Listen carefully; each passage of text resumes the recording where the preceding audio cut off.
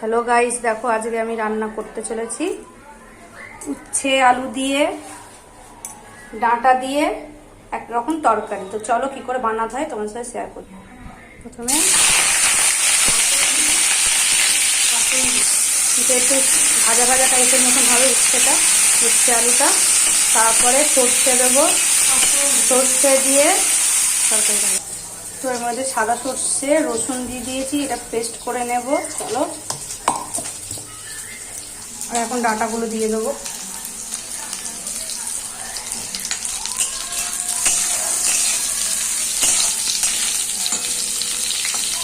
তো এর মধ্যে দিয়েছি ধনে গুঁড়ো, জিরের গুঁড়ো, লঙ্কার গুঁড়ো, হলুদ গুঁড়ো। তো চলো এই সামগ্রীটা দিয়ে দিচ্ছি এর মধ্যে।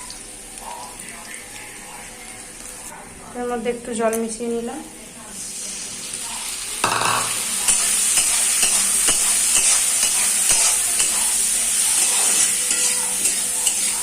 টেস্টি, অনেক হেভি হেভি হয় টেস্টি।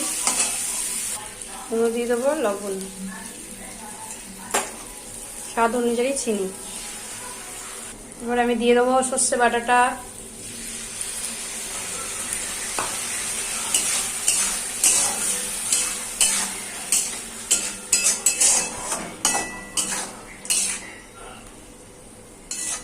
সেটাকে একটু কষাবো, কষিয়ে নিয়ে একটু জল ঢেলে নামিয়ে নেবো।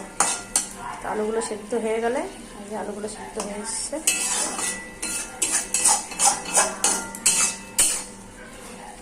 তো চলো এটা হোক।